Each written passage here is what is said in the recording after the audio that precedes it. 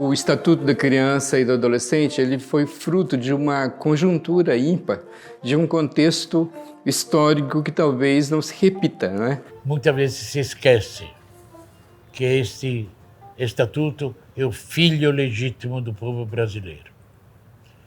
Da participação, da consciência política, da coragem, da ousadia, da vontade de construir um país mais justo, não apenas através da criança, mas mais justo para todas as camadas sociais deste imenso país. E, sobretudo, num contexto muito particular, que foi a redemocratização do Brasil, não é? A minha geração da Universidade de São Paulo, do Largo São Francisco, que lutava, obviamente, pelo fim da ditadura militar, era uma geração fundada na afirmação contínua dos direitos fundamentais, né?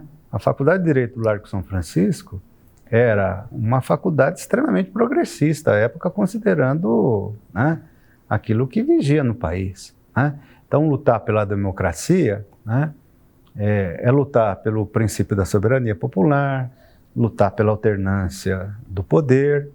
E a democracia também tem outro elemento fundamental, que é a prevalência dos direitos fundamentais.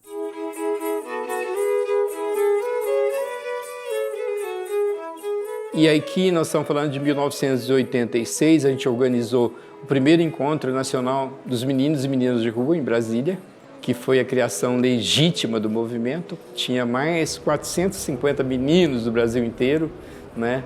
Foi impressionante. O primeiro evento de natureza do mundo. O Unicef colocou os holofotes da imprensa internacional no evento. Esses meninos puderam colocar na voz dele toda a violência que eles estavam sofrendo no cotidiano na rua. No caso do movimento, o mais significativo para a redação do ECA foi o primeiro Encontro Nacional de Meninos de Rua. O primeiro encontro trabalhou com vários temas, não sei se eu vou lembrar de todos.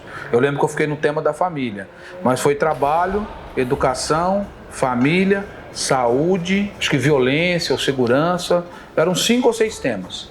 E esses temas ficou para os 400 e poucos adolescentes, meninos que estavam ali, para eles estar discutindo. Isso virou um insumo de um relatório. Esse material é a parte que o movimento fala que foi a escuta dos meninos. Quando o movimento incorpora esse princípio, né, de que o oprimido é aquele que vai construir sua própria saída, né, o que o Paulo dizia assim, o oprimido precisa construir suas próprias epistemologias. Então, o movimento encarna isso dizendo, os próprios meninos têm que dizer.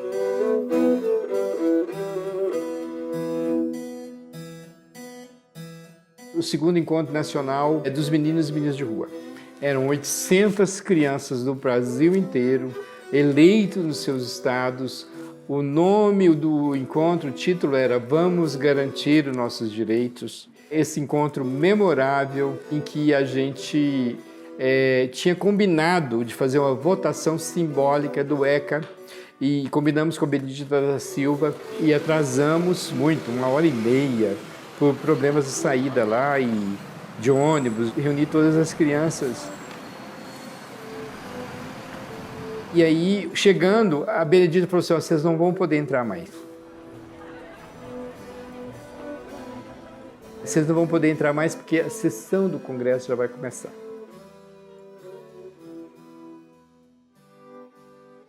Quem que te escolheu? Primeiro teve o encontro estadual, e a gente lá fez uma reunião, foi discutido. Daí como a gente foi no encontro estadual, escolheram a gente. Depois desse encontro a gente poderá ter mais união, mais paz, organização entre todos. A gente vai conseguir. Aí eu disse, Benedita da Silva, Xará, não vou ser eu que vou parar esses meninos, certo? Nós vamos entrar. E entramos, né?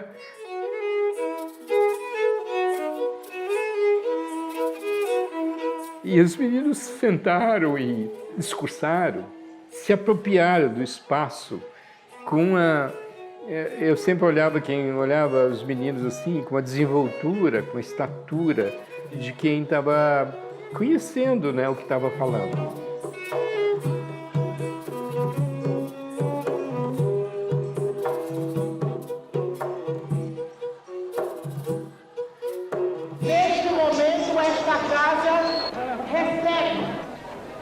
responsabilidade que se traduz no comparecimento desses meninos de rua. Meninos esses que são filhos desta pátria, Câmara dos Deputados e Senado. A sua proposta para que a lei faça justiça a esses que simbolicamente hoje estão aqui sentados e que poderão no futuro ocuparem como deputados e senadores essas cadeiras e dirigirem as suas vidas.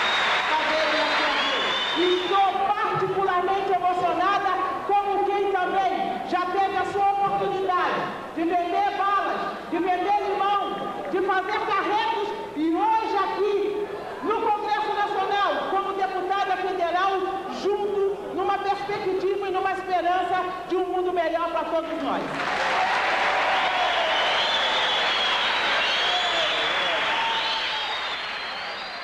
Os jovens daquela época assumiram com uma maturidade impressionante o papel político da juventude brasileira.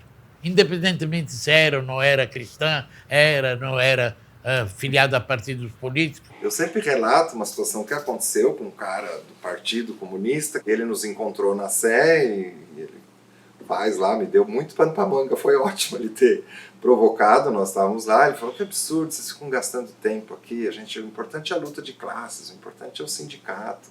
Por que vocês ficam aqui na rua com essas crianças e tal? Dali eu refleti um monte de coisa e falei assim: que revolução é essa que ele está fazendo que não está convidando os meninos? Porque isso era uma das nossas contribuições, uma pedagogia, uma coisa toda, de dar voz para as crianças. Né? Se você pegar, vou ler e falar, movimento protagonista no protagonismo de meninos, né? Mas você vê, bebeu na onde? Bebeu na fonte que já fazia encontro aqui com os meninos, tudo da Praça da Sé, menino do PCR, os moleques daqui de São Bernardo. Você vai pegar o Antônio Carlos Gomes da Costa, que ele empurrou lá, que era a experiência dele dentro da FEBEM lá de Minas Gerais, que já traz uma outra experiência. Você vai pegar já o Benê, que é um cara que vem da academia. Aí você traz o Padre Bruno com uma experiência comunitária de trabalho com crianças trabalhadoras assim na cidade inteira, com alta mobilização. Então você traz todo esse caldo que na hora de você pautar o tema da infância ganha uma força enorme. Você não está falando, a igreja está falando. Vários segmentos estão falando. Então isso, de certa maneira, ganha uma força, ganha uma legitimidade poderosa.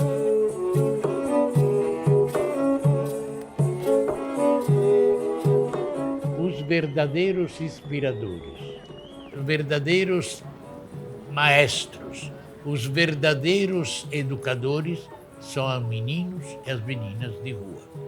São eles que nos inspiram diariamente e dizem o que é que nós temos que fazer. Não somos nós que dizemos para eles.